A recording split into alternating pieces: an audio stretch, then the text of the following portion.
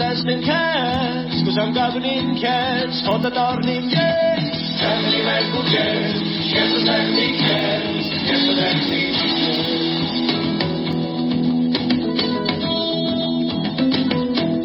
Hola, ¿cómo están? Buenas tardes, amigos y amigas. Estamos aquí nuevamente haciendo política global. Como cada sábado estamos en vivo hasta las 18 en FM La Tribu. En esta ocasión estoy solo nuevamente. Volvió a faltar Valentino Micheli, ya está cerca de quedar libre, No sé cuántas faltas ya acumula. No, pobre Valentino, le mandamos un abrazo grande, anda con fiebre. Así que bueno, le deseamos una pronta mejoría, que se recupere. Hay mucho dengue dando vuelta, así que esperemos que no sea nada. Seguramente así sea, el sábado que viene lo tengamos aquí nuevamente con nosotros, acompañándonos. Bueno, nosotros esta semana, como saben, estuvo muy cargada la agenda internacional, hay muchas noticias. En general nosotros tratamos de salirnos un poco de la agenda hegemónica de los grandes medios, de lo que pasa en la política internacional, y nos gusta profundizar, desarrollar temas que por ahí no están tan tratados en los medios masivos, desarrollarlos con un poco más de profundidad, que no están en los medios, pero hubo noticias relevantes que obviamente tenemos que tratar, y como siempre, lo más importante en este caso llegó desde el Medio Oriente, el genocidio que está llevando a cabo Israel en Gaza. Ya ni los trabajadores humanitarios se están salvando de este genocidio, como lo venimos denunciando, de hecho ya hace rato. Periodistas, trabajadores humanitarios, voluntarios de la ONU que caen como víctimas de esta masacre israelí sionista. En esta ocasión sucedió el martes, 7 personas, voluntarios de la ONG World Central Kitchen, fueron víctimas de un ataque israelí, a pesar de que habían coordinado sus movimientos con el propio ejército sionista israelí, tenían los vehículos debidamente ploteados con sus logos grandes correspondientemente, iban por carreteras autorizadas, eran 3 vehículos, de los cuales 2 estaban blindados y uno no. Bueno, un ataque aéreo israelí, un misil israelí, mató a estas 7 personas, voluntarios, como les digo, que esta ONG se dedica a repartir alimento en zonas de guerra, en lugares en conflicto, para llevar ayuda humanitaria. El ataque tuvo que ver con el uso de misiles israelíes disparados por drones altamente precisos, según expertos en municiones, por lo cual esta primera hipótesis israelí de que fue una tragedia, digamos, indeseada, como cínicamente se disculpó Netanyahu, el premier israelí Benjamín Netanyahu, bueno, si fue lanzado por drones altamente precisos es difícil de creer. Las 7 víctimas son 3 británicos, John Chapman de 57 años, James Henderson de 33, James Kirby de 47, un palestino, Saifeddin Issam Ayad, que tenía 25 años, el más joven de las víctimas de este ataque israelí, Jacob Fickinger de 33 años, tenía doble nacionalidad estadounidense y canadiense, Damián Sobol era polaco, Laslaumi Frankom, que era australiana. Son las 7 víctimas de este nuevo crimen israelí. World Central Kitchen, como les mencioné, brinda ayuda en zonas de guerra y ya anunció que va a abandonar Gaza, por lo cual el acceso a los alimentos, que ya de por sí se estaba dificultando allí, muchos palestinos ya están padeciendo hambre, como también venimos denunciando seguidamente desde este programa. Se va a dificultar aún más el acceso a los alimentos. Se retira una de las ONG que estaba brindando este servicio por un ataque del ejército israelí. Ya van más de 190 trabajadores humanitarios asesinados desde el 7 de octubre que comenzó esta escalada militar sionista en Gaza. Bueno, hay muchos periodistas, también ya lo hemos denunciado numerosamente. Bueno, son los ribetes trágicos que cobra esta verdadera masacre que no se está pudiendo detener desde la comunidad internacional. Estados Unidos también, como repetidamente hemos venido diciendo de este programa, le estaría soltando tibiamente la mano a Netanyahu. Ya cada vez de manera más firme Biden da señales concretas de esto, le está pidiendo que se modere, que muestre hechos concretos de que va a cuidar las vidas civiles, entre comillas, pero por el otro lado la ayuda militar yanqui al sionismo, por supuesto, sigue intacto, le siguen mandando recursos, fondos, misiles, armamento, etcétera. Así que esta posición ambigua estadounidense de una presunta separación del gobierno sionista de Netanyahu, que tiene un flanco interno abierto. Esta semana hubo movilizaciones muy masivas contra el gobierno de Netanyahu pidiéndole la renuncia. Estuvieron involucrados los familiares de los rehenes israelíes que continúan allí en Gaza. Como saben, más de 200 rehenes civiles permanecen cautivos en Gaza, que lo único que quieren es lógico, que sus parientes vuelvan sanos y salvos y que vuelvan ya, es lo que pretenden. Y bueno, las acciones del gobierno sionista atentan contra eso, contra la propia vida de los israelíes, incluso, bueno, según menciona Hamas, pero con visos de cierta verosimilitud, el propio ejército israelí, en el marco de sus bombardeos, ha asesinado a rehenes israelíes. Además de, bueno, trabajadores humanitarios, periodistas, numerosísimos, civiles, niños, mujeres, ancianos. Bueno, como lo denunciamos cada sábado, no queremos ser reiterativos, pero bueno, lamentablemente las noticias nos obligan a una y otra vez volver a este conflicto, que a su vez se abrió otro flanco, que fue el ataque israelí a la embajada de Irán en Damasco. Esto provocó otra fuerte escalada.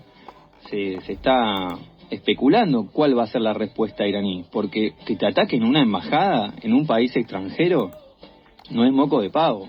Realmente es un hecho muy serio, que si Irán no lo responde queda como que, bueno, la amenaza iraní, la potencia nuclear, qué sé yo, bueno, te atacan una embajada y no haces nada, es como que te están midiendo y resulta ser que sos un tigre de papel, digamos, entre comillas. Así que bueno, hay que ver qué va a pasar.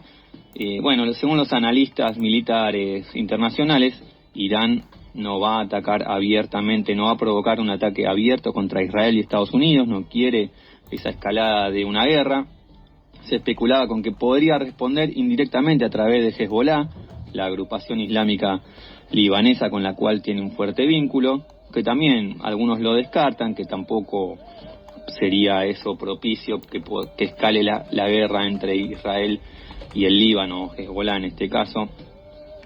Bueno, las fuerzas aéreas también israelíes atacaron con misiles el barrio donde se encontraba en Damasco, la capital de Siria, como saben, el complejo de la misión diplomática de Irán. Varios edificios cercanos resultaban también gravemente dañados, mientras que la sede del consulado quedó completamente destruida. Como resultado de este bombardeo, fallecieron un alto comandante de la Guardia Revolucionaria iraní, que es Mohammad Reza Zahedi, y otro general, Haji Rahimi, que era adjunto de este comandante, y también murieron otros 5 militares iraníes. El número total de víctimas de este ataque fueron 16, bueno, por lo cual ya tenemos ahí 9 personas que no tienen nada que ver y que también fueron víctimas. Claro, los medios lo presentan como que, bueno, que igual asesinaron militares iraníes en una embajada. Bueno, represalias de Irán, hay que ver qué va a pasar con este tema también, pero promete una escalada importante. Ya esto no, atacaron directamente una embajada de Irán en Siria, es una escalada importante. Vamos a ver cuál va a ser la respuesta de Irán, si lo deja pasar o no. Bueno, desde el Medio Oriente, como siempre, tenemos que lamentablemente informar sobre nuevos episodios de la escalada israelí en el marco de esta masacre que está realizando.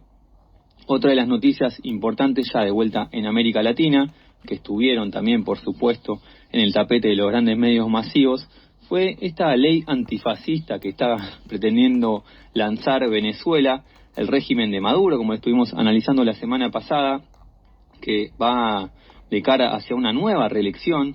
El presidente Maduro, el 28 de julio va a haber elecciones allí finalmente. Valentino Micheli lo estuvo analizando la semana pasada, tuvimos una invitada también, una ex parlamentaria venezolana que nos habló al respecto. Bueno, y cada vez como un calco de lo que pasa con todos estos autócratas, como el régimen de Putin, van estableciendo leyes, dificultades para inscribirte en el registro electoral, que van acotando el número de opositores, los que realmente pueden presentar una posición importante con aspiraciones de triunfo, y van dejando candidatos desconocidos que por ahí no tienen tanta intención de voto, y de esa manera logran enquistarse en el poder. Bueno, este proyecto de ley, que formalmente se denomina Ley contra el Fascismo, Neofascismo y Expresiones Similares, ya el martes recibió tratamiento en la Asamblea Nacional de Venezuela, fue impulsado por el gobierno de Maduro. El documento quedó aprobado, de hecho, en una primera discusión allí en ese órgano parlamentario, el mismo martes, casi un tratamiento express, y se espera que en las próximas semanas pase a una segunda discusión. Consta de unos 30 artículos, establece medios y mecanismos para preservar, entre comillas, la convivencia pacífica, la tranquilidad pública, el ejercicio democrático de la voluntad popular, el reconocimiento de la diversidad. Bueno, disfrazan un poco con cuestiones así de derechos humanos, ¿no? Siempre estos gobiernos. Y bueno, en lo concreto contempla sanciones directas contra quienes realicen actos que las autoridades consideren fascistas, neofascistas o similar. Bueno, allí, libre interpretación. Las sanciones podrían ser penales, es decir, con prisión, años de cárcel, administrativas, que consistirían en multas, o también puede implicar la disolución de organizaciones. La propuesta de ley, bueno, este fascismo, digamos, un concepto abstracto que en general en los ámbitos académicos o intelectuales se lo suele circunscribir a lo que fue, bueno, el régimen de Mussolini, italiano, pero bueno, obviamente después el término cobró más popularidad y se lo suele relacionar con acciones totalitarias de extrema derecha. Bueno, se va un poco tergiversando allí el término, lo mismo que pasa con el nazismo, aunque un poco más circunspecto. Lo que es el nazismo, un poco con más delicadeza se toca ese término porque conlleva una relación directa con lo que fue el holocausto judío, por la cual la gente se mide un poco más al tildar a alguien de nazi y demás. Pero bueno, el término fascista, convengamos que es como más empleado, coloquialmente uno lo utiliza todo el tiempo. Bueno, este proyecto de ley lo define el fascismo en el artículo 4. Lo define como la postura ideológica que, basada en una supuesta superioridad moral, étnica, social o nacional, asume la violencia como método de acción política. Bueno, Maduro tildó al partido de Machado justamente en este contexto, se da esta ley antifascista, como un movimiento terrorista. De hecho, como estuvimos viendo la semana pasada, la candidatura de Machado quedó, bueno, finalmente trunca, y también a la de la pretendida sucesora que quería imponer Machado, que se llama como ella, Corina Lloris en este caso, una filósofa, historiadora de 80 años, que no pudo registrar su candidatura porque el Consejo Nacional Electoral de Venezuela se indicó problemas administrativos en la inscripción electrónica. Imagínense, no pudo escribir, fue algo tan básico, llano, como nos pasa a nosotros cuando queremos entrar a la AFIP o al ANSES, algo así, un desperfecto técnico en la página, que no pudo escribir su candidatura, Lloris. Así que provisionalmente este partido que pretende unir a la oposición derechista venezolana, la Mesa de la Unidad Democrática, inscribió como candidato a un diplomático, Edmundo González Urrutia, quien fue embajador de Venezuela en Argentina y en Argelia. Bueno, así están las cosas en Venezuela. Maduro, que el 28 de julio pretende ser reelecto y que es muy probable que lo sea, La verdad que se está dando todo así paso a paso, como pasa en todas estas autocracias. Putin en Rusia, bueno, un personaje menor desconocido, pero Ilham Aliyev en Azerbaiyán, que también en febrero fue reelecto, con los mismos mecanismos de coacción, coartación de la libertad de expresión, de la oposición, regímenes represivos que reprimen toda manifestación opositora o medios independientes que osan criticarlos, un manejo muy férreo y autoritario del poder. Bueno, ya nos hemos expresado al respecto de lo que consideramos con relación a Venezuela y su régimen de Maduro, pseudo revolucionario, izquierdista, que en realidad presenta una continuidad del sistema que no tiene ningún viso de diferencia con lo que pasa en el resto del mundo, bueno, salvo alguna cuestión discursiva, alguna que otra ayudita por acá, como pasa en todos estos populismos de centro-izquierda progresistas. En fin, no es que decimos que es todo lo mismo, lo volvemos a aclarar, preferimos eso a una derecha hiperreaccionaria, como tenemos acá con Milei, como fue Bolsonaro en Brasil, etcétera. Pero bueno, no dejamos de señalar estas diferencias. Otro lugar donde se está presentando una caída de imagen de la presidenta es en Perú. Allí se encuentra como mandataria Dina Boluarte, una golpista que llegó al poder hace un año, un poco más, luego de lo que fue el derrocamiento del presidente Castillo. ¿Recuerdan el sombrerote? Ella era su vicepresidenta cuando fue este golpe blando que se le dio a Castillo a través de denuncias de corrupción. Bueno, como pasa en todo lado, como pasó con Dilma Rousseff, donde Michel Temer era su vicepresidente, pasa con estos partidos progresistas de centroizquierda que para llegar al poder en numerosas ocasiones tienen que establecer vínculos, acuerdos con partidos más de derecha, de centro-derecha, que después les hacen la trampa y a través de un golpe blando llegan al poder ellos. Bueno, Dina Boluarte tuvo un escándalo de corrupción en Perú por usar relojes caros, Rolex. Esto parece un chiste, pero es real. Algún periodista le llamó la atención que le veía los Rolex. Dice, estos relojes que usa esta tipa, ¿cómo puede ser siempre uno distinto? Se puso a investigar, el tipo era del medio La Encerrona, un medio peruano. Se puso a investigar, bueno, resultó ser que a través de archivos audiovisuales, fotográficos, documentos, Dina Boluarte ha usado 15 relojes Rolex diferentes, que están valuados, bueno, en miles de dólares algunos. Y se presentó una denuncia contra la presidenta. Bueno, analizando estos registros documentos fotográficos, se llegó a ese número de 15 relojes Rolex. Hubo un allanamiento en la residencia presidencial. El operativo fue conducido por fiscales, agentes de la policía y fue transmitido en vivo por la cadena Latina Televisión de Perú. Entraron a los golpes, derribaron ahí en la residencia oficial presidencial porque no eran atendidos. Entonces entraron por la fuerza, claro, como cualquier allanamiento. Incluso registraron el Palacio de Gobierno y el auto de la presidenta.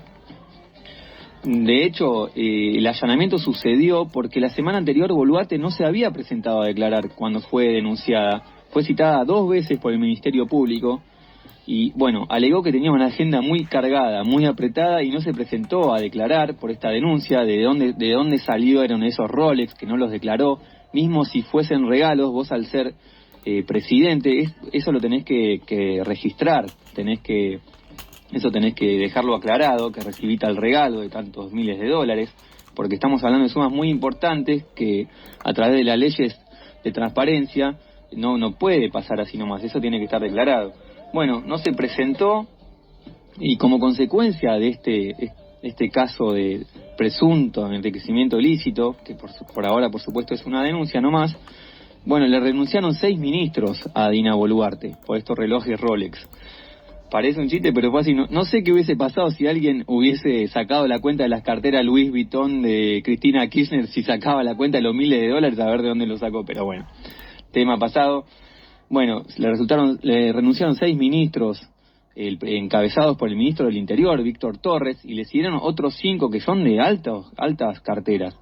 La ministra de la Mujer, ministro de Educación, Desarrollo Agrario, Producción, Comercio Exterior, tuvo que reemplazarlos a todos. Bueno, una crisis por corrupción de grandes magnitudes que se dio allí en Perú. Bueno, son algunos de los temas que estuvieron en la agenda mediática internacional, que bueno, quisimos mencionar brevemente y vamos a seguir en el próximo bloque, y por supuesto porque hubo muchas noticias, no sé si vamos a llegar con todo, pero bueno, para que ya que escuchan un programa de política internacional no siempre se enteren de 2 países extraños que no conoce nadie, sino también un poco se informan de la agenda mediática hegemónica, que bueno, a veces no queda otra que también tratarla porque son temas, bueno, todos los países son relevantes, ¿no? Uno trata de no discriminar, pero tampoco no se puede hablar de 200 países cada fin de semana. Bueno, ya que estamos en Perú y nos gusta también conocer bandas de otras latitudes, vamos a escuchar desde allí a una banda medio alternativa, indie, que se llama Almirante Akbar. Son unos pibes jóvenes. Vamos a escucharlos con esta canción Cientos Truenos, que bueno, es un tema breve. Luego vamos a una tanda y regresamos con más información internacional en el próximo bloque.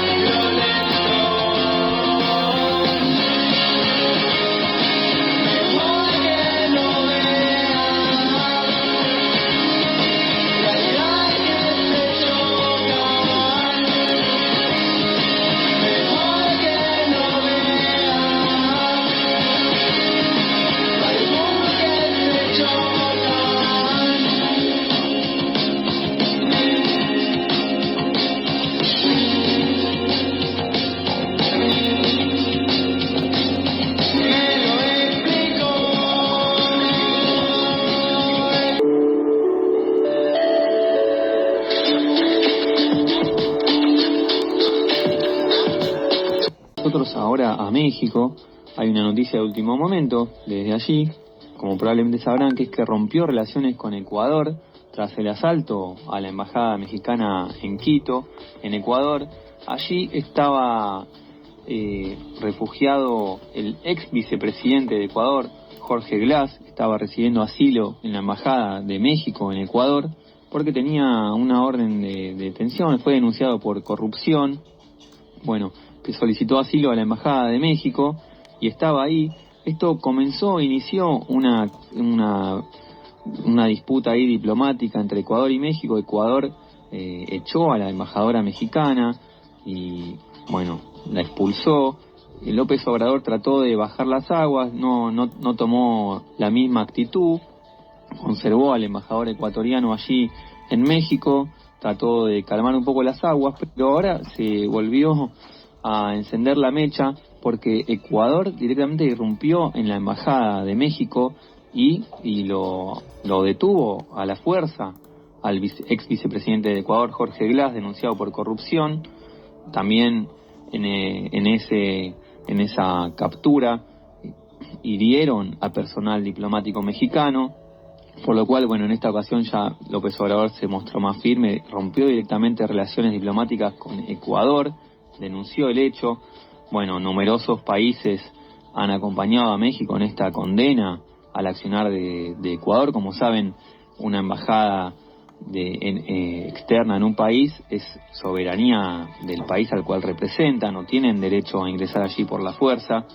Bueno, se quebró el derecho internacional por parte de Ecuador, convenciones diplomáticas internacionales, por lo cual mismo la Cancillería Argentina, imagínense, Diana Mondino, nuestra impresentable canciller, condenó este hecho, así que imagínense la gravedad para que un gobierno como el de Milei condene y se ponga del lado de López Obrador, a quien había descalificado hace poco, también había tenido un cruce Milei. Bueno, por lo cual Ecuador incurrió en una grave violación del derecho internacional. Esto, por supuesto, bueno, numerosos países condenaron este hecho. Nicaragua directamente, el régimen de Ortega tomó la misma actitud que México y rompió relaciones diplomáticas con Ecuador. Pero otro hecho que fue muy grave que sucedió en México en la semana fue el asesinato de una candidata a la alcaldía del municipio de Celaya, en México. Berta Gisela Gaitán Gutiérrez fue asesinada a balazos durante su primer acto de campaña. Como saben, allí va a haber elecciones ahora el 2 de junio, elecciones a presidente, pero también va a haber obviamente elecciones regionales. Esta candidata asesinada, Berta Gisela Gaitán Gutiérrez, era del partido oficialista de López Obrador, Morena, se presentaba como alcaldesa del municipio mexicano de Celaya. En su primer acto de campaña que irónicamente justamente iba a presentar sus propuestas para el tema de seguridad pública, y también irónicamente pocas horas antes de este atentado que sufrió ella había informado públicamente en una conferencia de prensa que había solicitado protección. Obviamente esto seguramente está vinculado con todo lo que es allí la presentación del narcotráfico. Bueno, ha habido numerosos crímenes de candidatos y candidatas a lo largo de los años. De hecho, para estos comicios que son el 2 de junio, que arrancaron formalmente el proceso electoral en octubre pasado, ya hay 15 aspirantes asesinados de distintos rangos, de distinto nivel. El gobierno lo reconoció de forma oficial. Bueno, además de que ha recibido más de 100 solicitudes de candidatos de protección extra a raíz de la escalada de violencia que hay en México. Estos hombres armados dispararon 6 balazos que, además de asesinar a la candidata Berta Gisela Gaitán Gutiérrez, resultó herido y también luego falleció lamentablemente el candidato a primer regidor del ayuntamiento que acompañaba su candidatura, que se llamaba Adrián Guerrero Caracheo. Bueno, este flagelo que está golpeando muy fuerte en México, que hace poco también cobró notoriedad de la gran dimensión que está teniendo en Ecuador, y que lamentablemente lo estamos viendo cada vez más similar, en principio en Rosario, pero nadie nos garantiza que esto no pueda escalar de la misma magnitud, a nivel nacional. En Rosario, ¿cuántos también?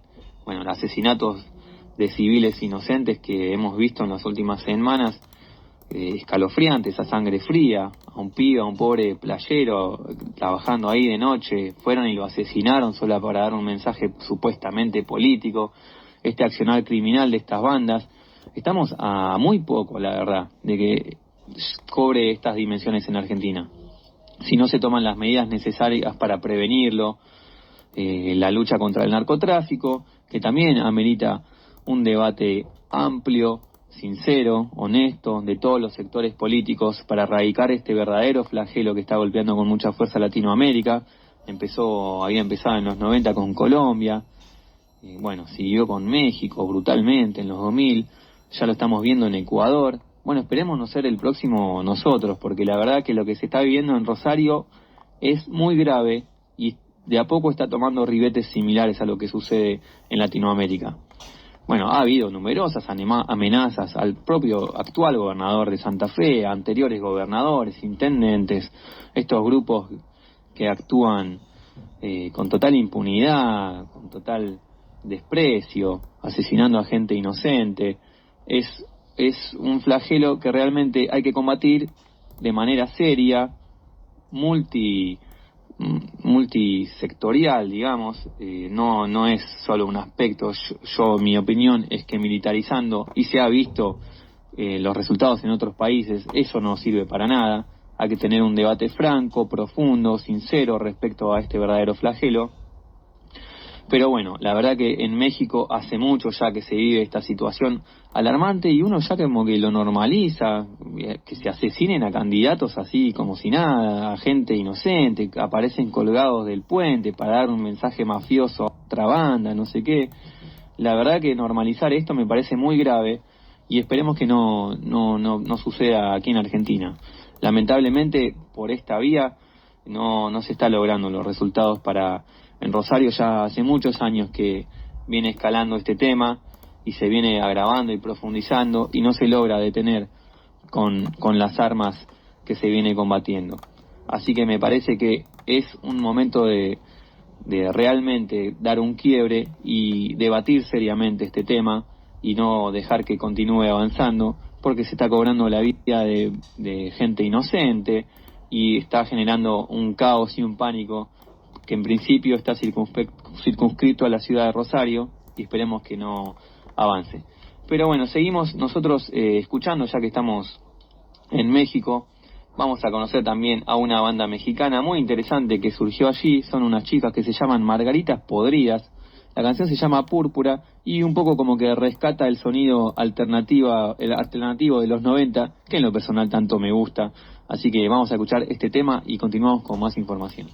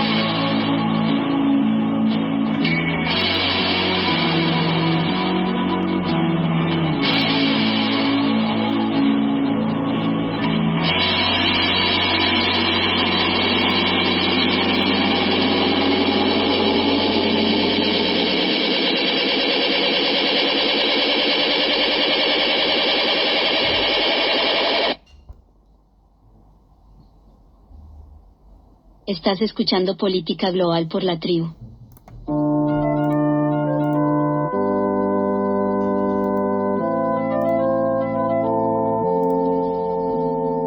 Otro tema que estuvo en los medios, en la agenda internacional de los medios hegemónicos, fue el terremoto en Taiwán, que fue un terremoto de alta intensidad, fue 7.2 grados de magnitud, que bueno, por suerte, lamentablemente hubo 10 víctimas, pero pudo haber sido mucho peor, dada la magnitud del terremoto. Bueno, también ayer hubo un terremoto muy leve en Nueva York, que por suerte, eso sí, no produjo ninguna víctima ni daños serios, que tal es así que fue tan liviano que hasta la noticia del terremoto en Nueva York fueron los memes, todos los memes que hubo del terremoto en Nueva York. Pero bueno, en Taiwán lamentablemente hubo que lamentar 10 víctimas, pero pudo haber sido mucho peor porque fue un terremoto de gran magnitud, 7.2 grados, es una escala muy alta, y también se hizo sentir en otros países de la zona, incluso provocó alertas de tsunami en países vecinos, mismo en Japón. Fueron dañadas algunas carreteras que mantienen bloqueadas todavía a cientos de personas que siguen allí atrapadas. Hay gente desaparecida, esperemos que no haya que lamentar más víctimas, que no suba el número. Pero bueno, esto también habla bien de la preparación antisísmica que logró hacer Taiwán, una estructura que evitó estos daños mayores, si bien vimos estructuras dañadas, edificios caídos, pero la verdad que el número de víctimas fue muy leve dado la intensidad del terremoto. Fue el peor terremoto en 25 años. El 21 de septiembre de 1999 había habido un temblor de magnitud 7.6, un poco más alto, pero que en ese caso había provocado 2.400 muertos y más de 10.000 heridos. Por eso, bueno, evidentemente es un país que, dada esa gran tragedia que sufrió en 1999, hace 25 años, se preparó y generó toda una infraestructura para evitar estas catástrofes, y la verdad que parece haber funcionado bien. Obviamente toda víctima es de lamentar y no es nada grato, pero pudo haber sido una tragedia muchísimo mayor. Así que bueno, esta fue otra noticia que estuvo acaparando la atención, la agenda de los medios masivos de comunicación en el ámbito internacional. Y bueno, ya para ir terminando, nosotros volvemos a nuestro país, nuestra querida Argentina. Se van a cumplir pronto 4 meses ya del gobierno de Javier Milei, y bueno, no hay muchos comentarios para hacer al respecto. Todos los medios, todos los días hablan, algunos a favor, otros en contra, pero los que somos, obviamente, tenemos una posición ideológica muy clara, somos muy críticos de todos estos gobiernos, más de los que son de ultraderecha. El debate es, bueno, ¿ahora o cuándo? ¿Cuándo hay que sacarlos a estos? Bueno, nuestra posición es que ahora, no hay que esperar ni un minuto más, hay que sacarlos a estos tipos. ¿Qué más hay que esperar? Esa es la pregunta. ¿Qué más tenemos que esperar? Este estado de letargo que tenemos. Despidos masivos ejecutados por el gobierno. 15.000 fueron anunciados esta semana. El propio Milei había dicho, como fanfarroneando, que eran 50.000 en el Foro Económico de las Américas y que pretendían que sean 70.000, celebrando el despido de gente, familias que se quedan sin un ingreso. Milei y su gobierno son una casta que cobra sueldos millonarios, designan a sus propios familiares y amigos que cobran fortunas y despiden trabajadores estatales laburantes del ANSES, Cerrol y Nadi, Telam. Hace ya casi un mes que están acampando los trabajadores de Telam, que siguen además laburando. Los invitamos a visitar la página somostelam.com. A informarse allí, siguen laburando, quieren defender sus puestos de trabajo, están acampando hace un mes, no se sabe qué va a pasar con Telam, se había barajado 3 opciones, el cierre definitivo, reducirlo a una mínima redacción, una agencia de noticias muy pequeña, o la privatización. No se sabe qué va a pasar. Estas personas siguen allí esperando, aguardando su futuro incierto. Imagínense, pónganse en el lugar, un poco de empatía. Este gobierno no tiene nada de humanidad, no tiene nada. En el lugar de una persona por ahí, padre de familia o madre de familia, o un ingreso extra familiar, que no saben qué va a pasar con eso, no pueden pagar las tarifas, las boletas, la luz, el gas, el alquiler. Y este tipo celebra eso. Bueno, además de estas medidas económicas que son realmente condenables, en lo personal, un nivel de chabacanería, de bajeza, haciendo chistes obscenos frente a alumnos en un discurso, en una escuela. La otra, mi canciller, que descalifica a una diputada por no tener título del colegio. Es un nivel de bajeza esta gente que además de las medidas económicas que nos perjudican, licuación de salarios y jubilaciones, aumento de tarifas, tarifazos, el gas, la luz, el agua, el transporte. ¿Qué más tenemos que esperar para derrotar a este gobierno? Bueno, por supuesto, de los medios hegemónicos, tradicionales, convencionales, van a venir con la perorata de no, pero esa declaración es golpista, la institucionalidad, estás diciendo que hay que derrocar al gobierno. Nada más democrático que un pueblo en las calles sacando a un gobierno antipopular que, está bien, fue votado por la mayoría de la gente, pero cuando sus acciones realmente empiezan a perjudicar a la mayoría de la gente, con el mismo derecho tiene que salir a exigir su renuncia, como pasó con De la Rúa. Nadie calificó eso como antidemocrático, fue una movilización de masas, un estallido social. Es una carencia de la propia democracia burguesa el hecho de que vos votás a alguien y listo, te tenés que jorobar 4 años porque lo votaste. ¿Dónde se entiende? Otra gran enseñanza que nos dejó la Comuna de París, ese gran episodio histórico que sucedió en 1871 en la capital francesa, fue esto de el derecho de revocar mandatos todo el tiempo, de que sean refrendados todo el tiempo los funcionarios públicos. No puede ser de que lo votaste, listo, el tipo se volvió loco, qué sé yo, no sé, que vuelva a la esclavitud argentina. Ah, no, pero lo votó el 56%, hay que bancárselo 4 años. ¿De qué estamos hablando? Y bueno, las medidas que está tomando realmente atentan contra la mayoría de la gente. Estoy seguro que todos nuestros oyentes se han visto perjudicados de alguna que otra manera, han dejado sus pequeños gustitos, no estamos hablando de ningún lujo ni nada, irse a tomar un feca a la esquina, tomarse un heladito, estas cosas, ir al cine, demás, que uno les tiene que recortar, ir a comer afuera, ya que ni que hablar. Bueno, entonces, ¿qué más hay que esperar? Obviamente, la burocracia sindical, la CGT, en su estado de letargo, al igual que la oposición patronal, de estos no podemos esperar nada. Dejó en claro su posición de diálogo la CGT cuando los capos, estos gordos de la CGT que les mencionan, estos tipos que están sentados en la oficina, burócratas hace 20, 30 años, uno heredó el cargo de su padre, Pablo Moyano. ¿Manejó alguna vez un camión Pablo Moyano? ¿Alguien sabe si alguna vez laburó de camionero?